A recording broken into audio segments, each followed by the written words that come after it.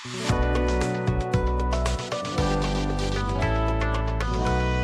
Guys, welcome back to my channel at the rate of study. Guys, this is Manjeet and आज के video में हम अपने wish series के जो स्थावर विष है उसके कार्डियक पॉइजन के फिफ्थ एंड जो लास्ट हमारा टॉपिक है दैट इज द सेरेबेरा ओडेलम विष के बारे में हम पढ़ेंगे। तो ये हमारा जो कार्डियक पॉइजन स्थावर विष में उसका लास्ट टॉपिक होने वाला है। इसी के साथ एनसीआईएसएम सिलेबस के हिसाब से जो भी हमें कार्डियक पॉइजन पढ़ना है स्थावर विष के वो खत्म हो जाएगा।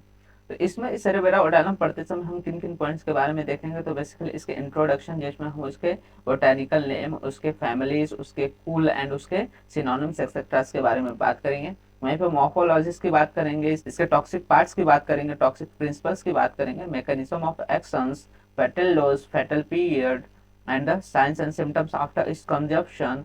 फिर अगर कोई वहाँ पे एडवर्स इफेक्ट्स है तो उसका मैनेजमेंट कैसे करना है, PM appearance, medico legal aspect, therapeutic dose and इसके क्या क्या फॉर्मुलेशन है, इन सारी चीज़ों के बारे में हम इस वीडियो में बात करने वाले हैं। तो चलिए स्टार्ट करते हैं। जो सेरेबेरा ओडेलम है उसका बेसिकली बोटानिकल नेम की बात करते हैं तो इसको सेरेबेरा ओडेलम कहा जाता है और ये बेसिकली बिलोंग करता है अपोसाइनेसी फैमिली। एक इससे बिलोंग करता है अपोसाइनेसी फैमिली से। जो हम लोग ने सेकेंड हमारा द्रव्य देखा था, विष देखा था, that is the Karveer oleander, वो भी हमारा किससे बिलोंग करता था, अपोसाइनेसी फैमिली से। और हमारा जो सेरेबेरा ओडालम है वो भी किससे बिलोंग करता है, अपोसाइनेसी फैमिली से बिलोंग करता है। टाइप ऑफ पॉइजन की बात करते तो ये कार्डियक पॉइजन में आता है, मतलब कि इसका जो मेन इफेक्ट देखने को मिलता है वो कार्डियक रीजन पे देखने को मिलता है। इसके सिनोनिम्स की बात करते हैं तो बेसिकली इसे सुसाइड ट्री, पोंग पोंग या फिर ओथैलम भी बोला जाता है। एंड इस तरह से हमें बेसिकली जो सेरेबेरा ओडालम है उसके फ्रूट्स देखने को मिलते हैं। बात करते हैं हम मॉर्फोलॉजी ऑफ द सेरेबेरा ओडाइलम की। तो बेसिकली जो स्टेम होते हैं सेरेबेरा ओडाइलम के वो इरेक्ट होते हैं, ब्रांच्ड होते हैं एंड वुडी होते हैं और ये ग्रो करते हैं up to 10 to 15 metre tall. ठीक है, तो ये बेसिकली स्मॉल ट्रीज में आते हैं। लिव्स की बात करते हैं तो बेसिकली सिंपल होते हैं, लैंसोलेट ग्लॉसी लिप्स इनके देखने को मिलते हैं। डार्क ग्रीन कलर के कैसे होते हैं, डार्क ग्रीन कलर के इनके लिप्स देखने को मिलते हैं। अरेंज रहते हैं in the spiral shape. Basically कैसे रहते हैं, स्पाइरलिस अरेंज रहते हैं। और in the cluster at the branch tips, कहाँ पे कैसे रहते हैं, इन द क्लस्टर रह सकते हैं या फिर स्पाइरली अरेंज रह सकते हैं। फ्लॉस की बात करते हैं तो बेसिकली इनके फ्लॉस कैसे रहते हैं, व्हाइट रहते हैं। यहाँ पे देख सकते हो कि इनके फ्लॉस कैसे देखने को मिल रहे हैं, व्हाइट देखने को मिल रहे हैं। ये फ्रेगनेंट रहते हैं, मतलब सुगंधी रहते हैं। साथ ही साथ ये फनल शेप्ड विथ 5 पेटल्स कैसे रहते हैं, फनल शेप्ड देखने को मिलते हैं, फनल शेप्ड देखने को मिलते हैं। लेकिन इसमें क्या रहते हैं, 5 पेटल्स प्रेजेंट रहते हैं जो कि एक दूसरे से फ्यूज्ड रहते हैं। बात करते हैं फ्रूट्स की तो इसके जो फ्रूट्स होते हैं वो व्हाइट शेप के होते हैं, ग्रीन होते हैं, जो कि टर्न करते हैं इनटू द रेड और येलो व्हेन राइप। इनके फ्रूट कैसे हैं, ओवल शेप के हैं एंड ये ग्रीन रहते हैं जब अनराइप होते हैं और राइप होने पे रेड या फिर येलो कलर में कन्वर्ट हो जाते हैं। इसके बेसिकली सिमिलर टू मैंगो देखने को मिलता है कलर इनका। एंड ये कंटेन करता है फाइब्रस सीड। कैसे सीड रहते हैं इसके अंदर, फाइब्रस सीड रहते हैं। इनके रूट की बात करें तो टैप रूट सिस्टम इनका देखने को मिलता है। एंड सीड्स जो रहते हैं ये लार्ज होते हैं एंड फाइब्रस। इनके जो सीड्स है ये क्या है, बहुत लार्ज देखने को मिलते हैं और ये फाइब्रस सीड्स इनमें देखने को मिलते हैं। बेसिकली जो सीड्स होते हैं उनमें टॉक्सिक जो कंपोनेंट्स रहता है लाइक द सेरेबेरिन वो प्रेजेंट रहता है। ठीक है, तो इनके सीड में क्या रहता है, टॉक्सिक प्रिंसिपल्स इनके प्रेजेंट पाए जाते हैं। बात करते हैं हम इसके टॉक्सिक पार्ट की तो बेसिकली फ्रूट्स एंड सीड्स क्या होते हैं, इनके टॉक्सिक पार्ट होते हैं। उनमें से भी फूड क्या होता है, मोस्ट टॉक्सिक पार्ट पाया जाता है।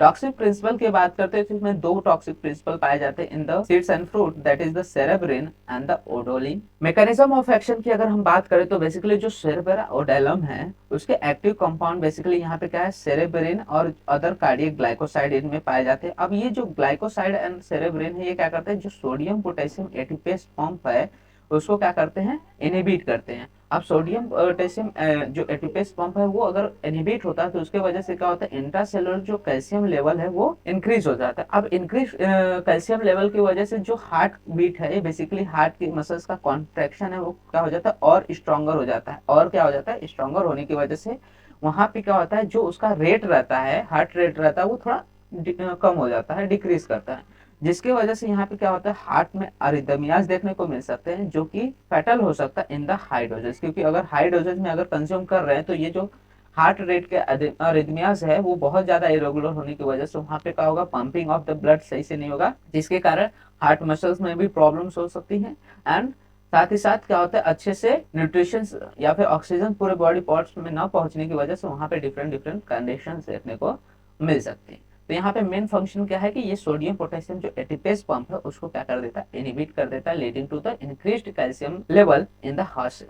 फैटल डोज की बात करते हैं सर्बेराओडालम के, तो basically kernel of one fruit, मतलब कि एक फ्रूट को अगर खा रहा है कोई पर्सन तो वो क्या हो सकता है, उसके लिए फैटल साबित हो सकता है। फैटल पीरियड की बात करते हैं तो अगर कोई कंज्यूम करता है तो बेसिकली 1 to 2 डेज में ये क्या होते हैं, इसके इफेक्ट्स देखने को मिलते हैं। इफेक्ट की बात करते हैं कि साइंस एंड सिम्टम्स में इसके क्या इफेक्ट्स देखने को मिलते हैं, या फिर साइंस एंड सिम्टम्स क्या होते हैं इनके। तो जैसे कोई पर्सन खाता है तो बेसिकली इसके जो फ्रूट है वो कैसे होते हैं, बीटर टेस्ट होते हैं इन द माउथ। खाने के बाद यहाँ पे नोजिया, वोमिटिंग, एब्डोमिनल पेन और डायरिया कंडीशन देखने को मिलती है। इरेगुलर रेस्पिरेशन हो जाता है एंड ब्रैडिकार्डिया ये कंडीशन अराइज होती है। लास्ट में क्या होता है, कोलैप्स देखने को मिलता है एंड पर्सन फाइनली क्या होता है, डेथ हो जाता है। ये कंडीशंस देखने को मिलते हैं after the consumption of the cerbera odollam fruit. आगे हम बात करते हैं कि मैनेजमेंट की, कि किस तरह से अगर किसी को सर्बेराओडाइलम पॉइजनिंग हो गई है तो ऐसे में किस तरह से उसकी क्या कर सकते हैं, मैनेजमेंट ट्रीटमेंट कर सकते हैं। तो यहाँ पे क्या करना है, जिसको भी पॉइजनिंग हो उसका तुरंत क्या करना है, गैस्ट्रिक लेवाइस करना है, क्या करना है, तुरंत वो स्टमक वॉश कराना चाहिए। फिर यहाँ पे इंट्रावेनस जो एडमिनिस्ट्रेशन है किसका, molar solution of sodium lactate to combat the acidosis. Basically इसमें क्या करना है, 5% glucose solution with 1.2 milligram of atropine और 2 ml of adrenaline, that is 1:1000 के रेशियो में, and 2 milligram of non adrenaline देना है to combat the heart block. क्या हो सकता है यहाँ पे हार्ट पे इफेक्ट पड़ रहा है तो उसको कॉम्बैट करने के लिए, उसको रोकने के लिए बेसिकली ये सारी चीजें हमें क्या करने रहती है, पेशेंट को प्रोवाइड करने रहते हैं। साथ ही साथ इसके साथ क्या दिया जा सकता है, सिम्टोमेटिक ट्रीटमेंट दिए जा सकते हैं, जैसे कन्वल्जन्स के लिए बेंजोडाइजेपाम्स दे सकते हैं, लोरेजापाम दे सकते हैं। तो ये सारे क्या है, कंडीशनल जो सिम्टोमेटिक ट्रीटमेंट है वो सब प्रोवाइड करनी चाहिए, जिससे क्या होगी, फर्टिलिटी रेट क्या हो सकते हैं, कम हो सकती है।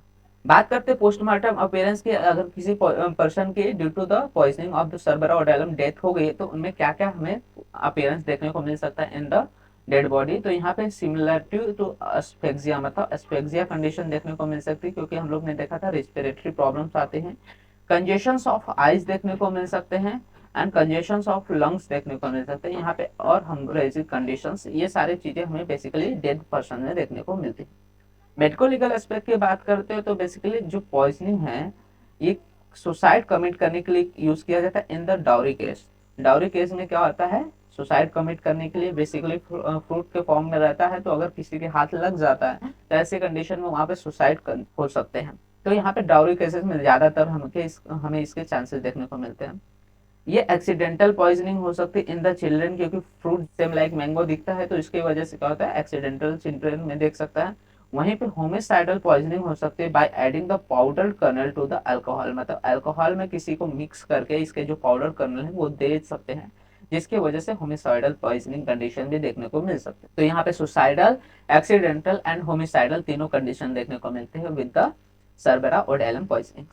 बात करते हैं सर्बेराओडाइलम के थेरापेटिक डोज की, तो बेसिकली यूज्ड किया जाता है एज एन एक्सटर्नल एप्लीकेशन, का इंटरनल एप्लीकेशन नहीं देखने को मिलता। वहीं फॉर्मुलेशन की बात करते हैं तो इसको as an insecticide, as an pesticide and as an anti fungal agent in the different formulations use किए जाते हैं। तो यहाँ पे क्या है, सर्बेराओडाइलम के इंटरनल एप्लीकेशन बिल्कुल नहीं देखने को मिलते हैं। वहीं पर हम लोग ने जो पहले 4 बीस देखे थे उनमें क्या थे, फॉर्मुलेशन डिफरेंट डिफरेंट देखने को मिले, जिसके इंटरनल यूज भी देखने को मिले थे। तो इसी के साथ हमारा जो कार्डियक पॉइजन ऑफ द स्थावर विष ये टॉपिक कंप्लीट होता है, जिसमें हम लोग ने 5 विष देख लिया, दैट इज द वत्सन ऑफ करवेर, डिजिटालिस, टोबैको एंड देन आज लास्ट वीडियो में हम लोग ने बात कर ली किसके बारे में, सर्बेराओडाइलम के बारे में। तो इसी के साथ हमारा कार्डियक पॉइजन जो टॉपिक है वो खत्म होता है। नेक्स्ट वीडियो से हम स्टार्ट करेंगे with the neurotoxic poison of the स्थावर विष। तो अगर आपको वीडियो अच्छा लगा तो वीडियो को लाइक कीजिए, चैनल को सब्सक्राइब कीजिए एंड वीडियो को शेयर करना मत भूलिएगा। साथ ही साथ आप हमारे टेलीग्राम एंड इंस्टाग्राम हैंडल्स को भी फॉलो कर सकते हैं, वहां पे आपको videos related and notes related updates provide हो जाते हैं।